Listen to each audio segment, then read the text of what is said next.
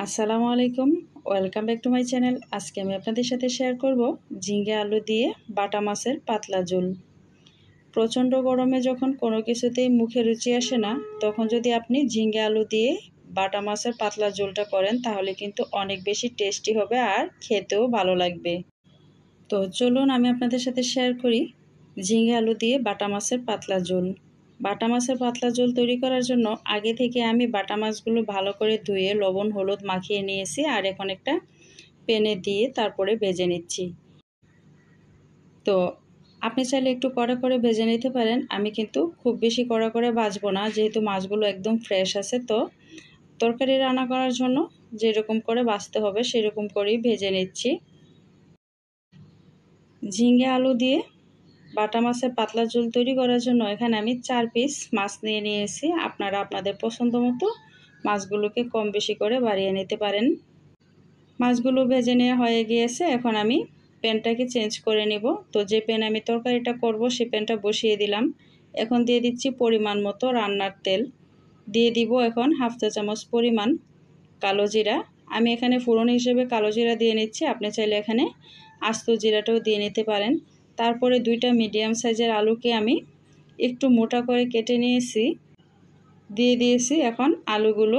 আর একটা আলুকে আমি 6 টুকরো করে নিয়েছি। তারপরে এখন দিয়ে দিচ্ছি লবণ। তো আমি পুরো রান্নার লবণটাই একবারে দিয়ে নিয়েছি। তারপরে সামান্য পরিমাণ হলুদ দিয়ে এখন আলুটাকে 2 মিনিটের মতো একটু ভেজে নিব। হলুদটা দিলে আলুর কালারটা সুন্দর আসবে, তো এর জন্য হলুদটা দিয়ে নেয়া।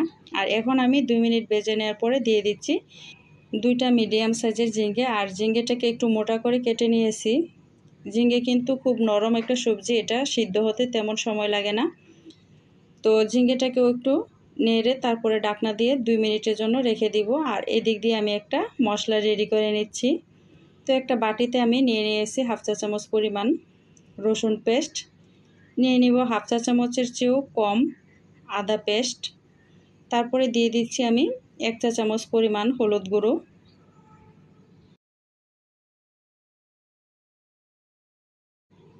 দিয়ে দিচ্ছি আমি হাফ চা চামচ পরিমাণ ধনিয়ার গুঁড়ো, ঝালের জন্য দিয়ে দিচ্ছি আমি হাফ চা চামচ পরিমাণ লাল মরিচের গুঁড়া। এখানে আপনি চাইলে কিন্তু কাঁচা মরিচের ঝালটাও ব্যবহার করতে পারেন। তারপরে অল্প করে পানি দিয়ে একটা মশলা পেস্ট তৈরি করে নিব। এইভাবে যদি গুঁড়া মশলা দিয়ে আপনি পেস্টটা তৈরি করেন তাহলে কিন্তু বাটা মশলার একটা আলাদা টেস্ট পাবেন।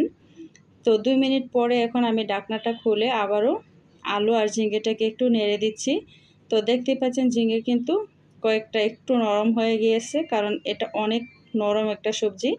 তারপরে আমি পেস্ট করে নেওয়া মশলাটাকে দিয়ে আলু আর ঝিঙ্গেটাকে একটু ভালো করে কষিয়ে নিব। তো কষানোর সময় কিন্তু আমি ঢাকনা ব্যবহার করিনি, যেহেতু ঝিঙ্গেটা অনেক নরম, তো এটা একদম গলে যাবে। তো সেজন্য ঢাকনা ছাড়াই আমি একটু মশলাটাকে কষিয়ে নিয়েছি। তো কষানো হয়ে যাওয়ার পরে পরিমাণ মতো পানি দিয়েছি। পানিটা দিয়ে আমি 2 মিনিটের মতো ঢাকনাটা দিয়ে দিয়েছিলাম। তো যখন ভালো করে বলক চলে আসছে, ঠিক সেই মুহূর্তে আমি ভেজে নেওয়া মাছগুলো দিয়ে নিচ্ছি। তো আমি এখানে বাটা মাছের পাতলা ঝোল করতেছি, আপনারা কিন্তু যে কোনো মাছ দিয়েই করতে পারেন। তো 2 মিনিট পরে আমি মাছগুলো দিয়ে আবারও ঢাকনা দিয়ে 5 মিনিট রান্না করে নিয়েছি। তো ঝোলটা কিন্তু অনেকটাই কমে এসেছে। এই পর্যায়ে আমি দেখে নিব লবণটা ঠিক আছে কিনা, যেহেতু আমি একবারই লবণটা দিয়ে নিয়েছিলাম। আপনারা চাইলে কিন্তু যখন মশলাটা রেডি করেন তখনই লবণটা দিতে পারেন। তো আলুটাও সিদ্ধ হয়ে গিয়েছে আর ঝিঙ্গে তো আগেই সিদ্ধ হয়ে গিয়েছিল। এখন আমি লবণটা দেখে অল্প কিছু ধনেপাতা কুচি অ্যাড করে দিব। তো ধনেপাতাটা সম্পূর্ণই অপশনাল, আপনারা চাইলে সেটা নাও দিতে পারেন। ধনেপাতাটা দিয়ে নিচ্ছি, দিয়ে আমি নামিয়ে তারপরে সার্ভ করে আপনাদের সাথে শেয়ার করব। প্রচণ্ড গরমে যখন কোনো কিছুই খেতে ভালো লাগে না, তখন যদি এরকম একটা মাছের পাতলা ঝোল হয় তাহলে কিন্তু ভাতগুলো শান্তিতে খাওয়া যায় আর পেটটাও ভরে। তো আজকের মতো বিদায় নিচ্ছি, সবাই ভালো থাকবেন। রেসিপিটা ভালো লাগলে ফ্রেন্ডস অ্যান্ড ফ্যামিলির সাথে শেয়ার করবেন। সবাইকে আল্লাহ হাফেজ, আসসালামু আলাইকুম।